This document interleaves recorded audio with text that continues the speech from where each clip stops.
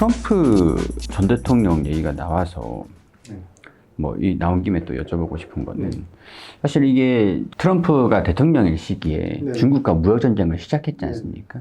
그거는 이제 미국이 먼저 그 자유무역주의 체제를 망가뜨린 게 아니었을까?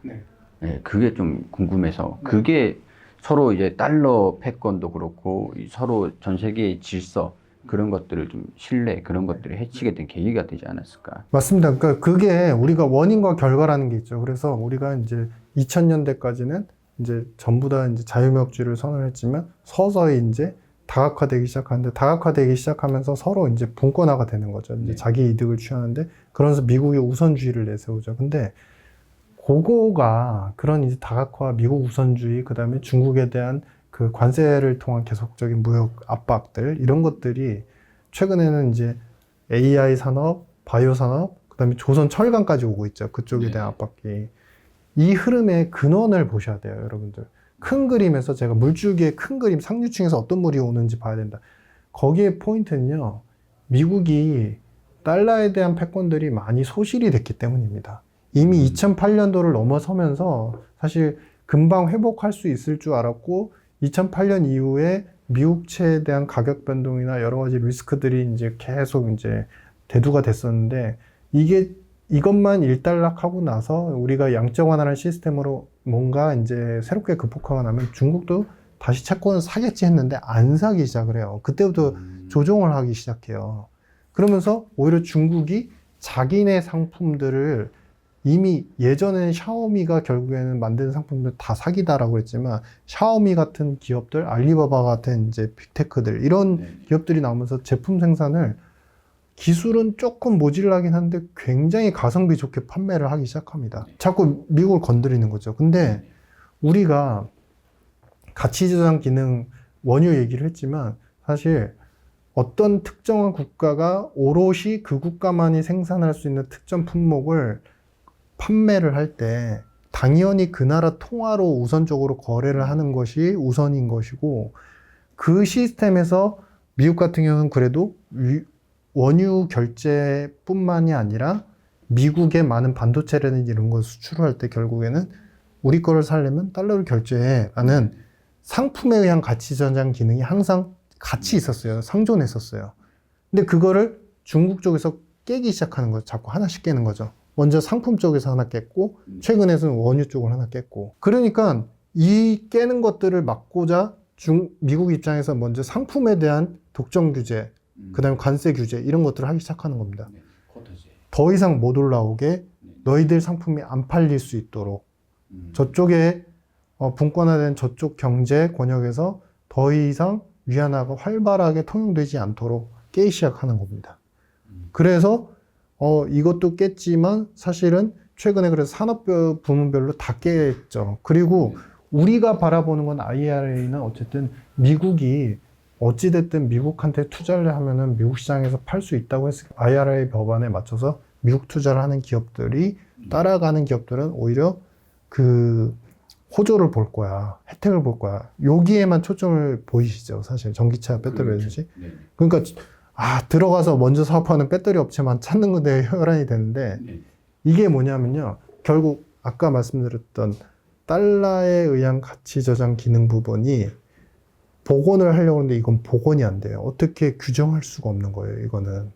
결국에는 통화량을 조절을 하기 위한 뭐 저장장치 기능을 회복을 하면서 통화량을 조절을 하고 그 달러에 대한 가치를 지키기 위한 목적일 거잖아요. 맞습니다. 일종의 전 세계한테 IRA 법안이 사실은 미리 선투자를 요구하는 거죠. 선투자를 요구하면 여기서 팔 수 있다. 그거는요, 전 세계 글로벌 타 국가들한테 간접 세금을 요구하는 겁니다. 간접세를 미리 내고 와서 팔아서 매출 일으키면 거기에 대한 세금을 또 때리고 그리고 나서 순이익을 가져가는 겁니다. 그렇죠. 그렇게 해서 뿌려둔 돈을 거두고. 그렇죠. 달러가 그러면 다시 원복이 되겠죠. 그런데 이거는 차후에 뒤에서 말씀드리겠지만 이거를 한 큐에 해결할 수 있는 방법 그리고 부채 문제까지 해결할 수 있는 방법이 디지털 달러인 겁니다. 상품에 의한 달러 기스, 그 다음에 가치 저장에 대한 기스들을 지금 어느 정도 노력은 하지만 본원적인 근본적인 해결은 안 돼요. 그냥 뚫린 우리가 방파제를 갖다가 억지로 지금 잠깐 인적으로 막는 것 뿐이에요. 근데 이거를 시스템을 완전 뒤집어 엎는 것이 바로 디지털 달러다. 그리고 여러분들 제가 이 말씀 하나 드리는데요. 지금 최근에는 이제 글로벌 증시도 그렇고 이제 금리에 대한 불안정성 뭐 이런 것들 때문에 가격 변동성이 있고 금융시장이 많이 흔들리죠. 근데 이게 그렇다고 해서 추세를 쉽게 깨긴 힘듭니다. 왜냐하면 전 세계가 분권화되어 있는 그런 상황에서 저는 이제 저 물줄기가 흘러가는 흐름들을 보기 위해서 노력하는 사람이다 보니까 미국도 사실은 그동안에 빅테크 쪽을 막 계속 키우기 위해서 했었고, 그 다음에 한국도 밸류업, 그 다음에 일본은 이미 밸류업을 했었고, 중국도 얼마 전에 자사주 매입 정책을 했었죠. 이런 정책이 그냥 주식시장을 살리기 위한 노력 그거 아닙니다.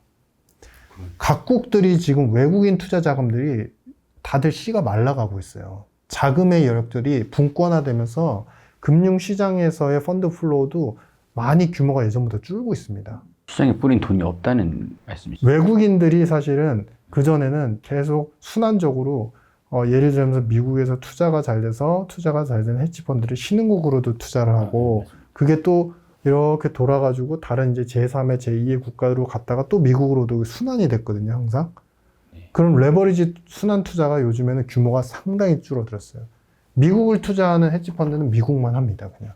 이득을 봤다고 제2의 제3의 신흥국에 투자하지 않아요. 예전만큼 돈을 외국에 굳이 투자를 안 했네요. 그렇죠. 이건 역시도 사실 분권화의 어떤 한 현상 중에 하나인 것이고, 그렇게 되면은 이렇게 돈의 어떤 흐름 자체가 많이 금융시장 자체에서도 많이 막히게 되면 각국 정부는 내수를 살리기 위해서 어떻게 해야 될까요? 가치를 높여야죠. 그렇죠. 가치를 높이는 자기들만의 새로운 정책들을 자꾸 개발해야 되겠죠. 그러다 보니 표면적으로 주식시장 살리기가 유행인 것 같지만 사실은 자국의 주식 내수 가계를 살리기 위해서 다들 각각 먹고 살기 위해서 노력하는 그런 흐름인 겁니다. 그 결국에는 자금이 없기 때문에 자금을 유치하기 위해서. 일단 밸류업 정책이라는 것 자체가 먼저 일본에서 좀 나왔지 않습니까? 그 일본의 가치를 높이기 위한 사실 뭐 부채도 많고 뭐 가계부채도 높고 뭐 엔화 가치도 떨어지고 막 그런 것들 때문에 일본이 어려울 거다라는 얘기가 굉장히 많았었지만 일본이 지금은 경기가 회복되고 있는 국면에 접어들고 있지 않습니까? 인플레이션이 좀 있긴 한 상태지만 프라자 합의로 그 이후로는 금리 인상을 하지도 못했었고 그게 지속되고 있는 상태긴 하지만 이게 어떻게 좀 가능했었던 건지 다른 학자분들은 다 붕괴할 거다 뭐 그렇게 얘기를 하지만 실질적으로 그게 아니었단 말이죠. 제가 사실 저의 책에 제일 강조하고 싶었던 부분이 경제의 신은 죽었다라는 겁니다. 이 경제의 신이라고 하는 것은 바로 그겁니다. 우리가 통용되는 어떤 수치적인 부분, 경제 정책이나 전통 이론으로 봤을 때 지켜줘야 되는 부분들이 깨지면 망한다라고는 했지만 그렇게 통용되던 논리들은 이미 끝났다. 그러면 일본의 사를 보면 GDP 대비 높은 부채 비율 그리고 저렇게 빠르게 올라가 있는 엔달러 환율 이렇게 요 요소만 보면 사실 이 나라는 지금 경제가 호황인 게 아니라 오히려 그 스태그가 가거나 아니면은 과도한 인플레 때문에 압박을 받으면서 부채에 대한 부담은 폭증하는 그런 국가가 돼야 되는데 경제는 성장을 하고 있고 엔달러가 저렇게 불안불안하게 오르는데 이제는 이상한 게 150엔 달러 미만 근처에서는 붕괴됩니다라고 외쳤던 분들이 아무도 이러다가 엔달러 환율 급등을 해서 일본이 붕괴됩니다라는 얘기를 하지를 않으세요. 또 경제는 반드시 정량으로 결정되는 게 아닙니다. 정성의 요소가 상당히 강한 것이고 그러면 일본이 취한 방식은 바로 뭐냐? 지주 이야기 잠깐 기억하시죠? 지주가 금을 찍어내는데 노예 1 같은 경우는 지주가 금을 찍어가지고 식량 공급하는 걸 알고 딴 데로 도망가서 똑같은 흉내를 했지만 노예 10번이라는 분은 이분은 철저히 끝까지 이 지주한테 충성을 맹세합니다. 그러면 이 분한테 결국에 지주는 더 이상의 어떤 굴락에서 탈출하는 걸 방지하기 위해서 기존에 주던 식량보다 더 많이 줄 수밖에 없어요. 어떻게 보면 보상이라고 할 수 있지만 어떻게 보면은 신뢰가 있기 때문에. 그렇죠. 그것을 가장 먼저 얻을 수 있었던 게 일본입니다. 네, 일본은 아베 이전부터 우리가 잘 생각해 보시면 2000년 초반에 동해 대지진이 일어나고 나서 양적 완화를 시작했는데 유럽도 하지 못한 중간중간에 유럽이 양적 완화를 함으로 인해서 환율을 약세로 만들어서 수출 드라이브를 건다라는 것 때문에 미국도 그것에 대해서 비난을 하고 우리 환율 보고서에서 강한 비난과 동시에 모니터링을 하겠다 계속 환율 관찰 대상국으로 지정이 된 적도 있었습니다. 근데 일본에 대해서는 그렇게 큰 코멘트를 하지 않아요. 항상 예외를 둡니다. 지진 때문에 어쩔 수 없었던 걸 이해한다. 상황이 그랬으니. 상황이 그랬습니다. 옐런 재무장관이 22년도에 동일한 얘기를 합니다. 엔달러가 급등하지만 이거는 우리도 같이 예의주시하지만 상황 때문에 이런 것 같다. 이런 언급을 하세요. 그 전부터 미국에 대한 투자를 최근에 IRA 법안에선 이제 요구하고 있지만 이미 2000년 초반부터 일본은 반도체, 자동차 관련된 공장 건설 투자를 미국에 너무나 열심히 해왔습니다. 이미. 네. 그러다 보니 엔달러가 올라가서 혹여나 자금 이탈에 대한 불안정성 그런 리스크들은 일본은 결국에 자체의 자국 금융기관들한테 맡겨두고 거기에서 외국 자금, 특히 미국 자금이 되겠죠. 미국 자금이 빠져나가는 부분에 대해서는 정성적인 외교적 관계로 인해서 무제한 통화 수합이 있기 때문에 그에 대한 불신이나 불안정성은 해소를 시켜주고 교역 거래에 있어서 어쨌든 투자를 많이 해줬기 때문에 항상 일본을 갖다 키워주려는 스탠스. 우리나라도 최근에 뭐 AI 반도체 분과 관련해가지고 굉장히 많은 이제 보조금 혜택을 볼 수도 있다 이런 이슈가 있지만 사실 일본 같은 경우는 이미 22년도에 미국이 선언을 합니다. 당신들은 반도체 소재 중심의 국가지만 우리가 장비와 관련되는 것들을 입찰을 하거나 할 때 우리가 당신들의 장비에 대한 제품도 기다려주겠다.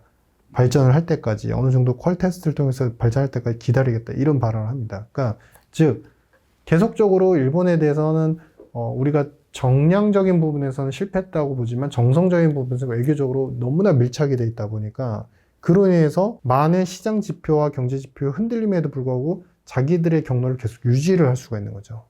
그렇기 때문에 그것을 전통적인 어떤 이론으로 계속 네거티브하게 보는 상황의 변화를 감지하는 그런 눈과 시야가 더 중요한 것이지 과거처럼 어떤 경제의 힘이 요구하는 맹목적인 어떤 수치적인 제어 이런 것들로 세상이 흘러가지 않는다. 이런 이론입니다. 그럼 그 정성적인 노력에도 네. 일본이 계속 미국에 채권을 매입을 계속 해주면서 네. 계속 정성을 쏟아붓고 있는 네. 상태잖아요. 네. 금리 인상이 일본이 혹시 나중에라도 가능할까요? 시계가 있죠. 근데 이제 우리가 바라보는 시계는 YCC, 그러니까 일드 커브 컨트롤 정책이라고 하는 마이너스 금리 정책에서 최근에 이제 탈피는 했지만 그거를 이제 또 금리 인상을 바로 할 거다라고 시장에서는 굉장히 강력하게 주장을 하는데 저는 그 시점은 또 몇 년 후 굉장히 먼 시점으로 봅니다. 일드 커브 컨트롤 정책을 폐기할 수 있었던 이유는요. 최근에요. 여러분들 일본의 재정 수지 적자 규모를 보면 적자 규모가 빠르게 줄고 있어요. 경제가 좋아지면서. 그리고 인플레가 좋아지면서 인플레 조세가 나타나는 거죠. 그러다 보니까 사실 일드 커브 컨트롤 굳이 유지 안 해도 금융에서의 자금 시장, 그 다음에 채권 금리의 변동이 또 그렇게 크지 않을 수 있고, 그리고 내수에서도 어느 정도 금리에 대한 압박 때문에 소비가 줄어들 위험성도 없어요. 그러니까 좀 그거를 놔준 것 뿐입니다. 근데 그거를 보고서 표면만 보고서 이제 금리 인상 이제 얼마 안 남았다. 이런 시각은 좀 수치를 보고서 2, 3년 후에 판단하셔도 되지 않다 이런 생각입니다. 네, 그래서 최근에 금리 인상은 임금 상승률을 좀 상쇄하기 위한 좀 그게 좀 돌발적인 요인들이었다라고. 그런 요소도 있습니다. 네, 그런 요소도 있습니다. 왜냐하면은 기시다 총리 같은 경우는 그동안에 못했던 일본이 사실 미국하고만 같이 딱 붙어 있는 게 아니라 정책적으로도 일본은요 자본주의 경제인 것 같지만 완전히 계획된 자본주의 경제입니다. 일본 대기업들이 7대 기업들이 거의 다 상호 출자 구조로 해서 서로 주인이 어딘지 모르는 상태에서 그러면 진짜 주인은 뭐냐면요 정부와 관료가 전부 다 통제를 합니다.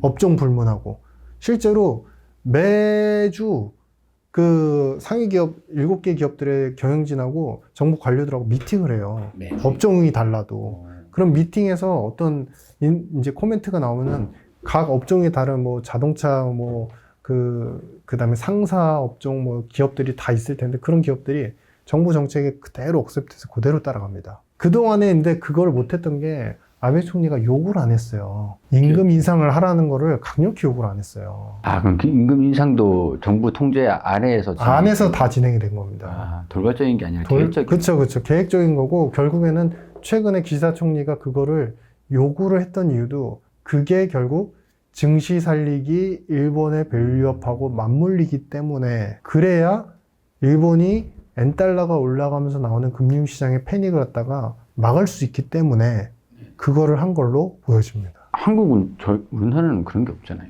약간 그런 거죠. 우리나라도 정책을 일본처럼 밸류업이라는 정책도 쓰고 있고 최근에 들어서는 이제 환시에서의 불안 요소가 있기 때문에 이제 한은도 마찬가지고 이제 외환 당국에서 어느 정도 구두 개입을 컨트롤하려는 부분도 있고 노력을 많이 하고 있지만 사실 이제 굳이 비교를 하자면 적극성 측면에서는 약간 조금 아쉬운 건 사실이에요. 그래서 그런 부분들을 한국 같은 경우는 이제 좀 뭐라고 해야 될까요? 금융시장의 어떤 그 툴들이 조금은 더 미세해지게 정교해지게 좀 전략적으로 계획된 정책들이 나올 필요성이 있는 것이고 두 번째는 아직까지도 우리가 이제 환이라든지 주시장의 변동성 그만큼 좀 약간 우리가 얇다고 하거든요. 얇은 시장이 너무 좀 탈피를 못하고 있어요. 그러다 보니까 정책을 좀 열심히 짜려고 해도 규모나 이런 외환시장의 어떤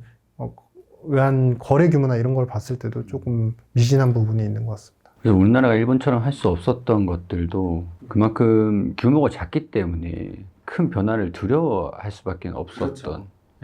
그렇죠. 그래서 조금 차별이 어느 정도 부분에서는 일본과 뭐 밸류 프로그램 그 당시에서도 똑같은 정책이라도 다른 변화일 수밖에 없었다. 네네, 약간 보수성을 띠는 거죠. 자, 지금 촬영 중에 들어온 속보에 따르면 이스라엘이 이란에다가 미사일을 폭격했다고 합니다. 그 공항 주변에서 폭음이 들리면서 지금 뭐 세계 증시가 좀 요동치고 있는 그런 상태인데요.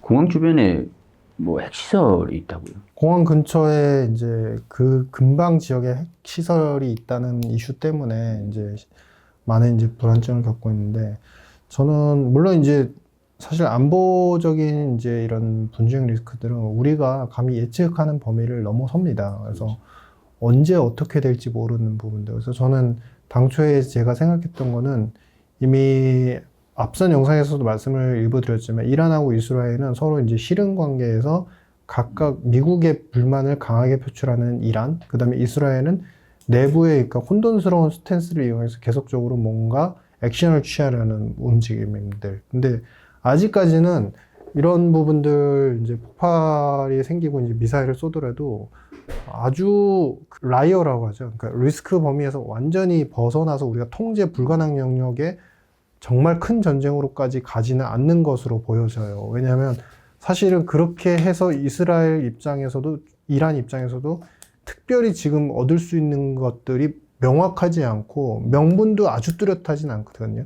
그냥 단지 우리를 괴롭히면 우리도 보복하겠다라는 입장이기 때문에 이게 이제 감히 이제 좀 저도 바라지만 사실 큰 아주 이제 핵시설과 관련되는 폭파는 아니길 바라고요. 다만 이제 이런 리스크들이 적어도 2, 3개월간은 계속 반복이 될 수 있고, 하다못해 이제 말에 의한 공격들도 굉장히 불안하게 만들 수 있기 때문에 지금은, 채권이나 이런 쪽은 저는 오히려 말씀을 안 드려요. 왜냐하면은 이게 잔잔한 리스크로서 계속 남아있게 되면 결국에는 핵심은 경제적으로 봤을 때 호르무즈 해협에서의 운송이 위험해지면서 운송비와 이제 원가의 부담이 이어지기 때문에 그러면 채권이 잠시 안전자산으로서 금리가 떨어져도 또 올라갈 수가 있거든요.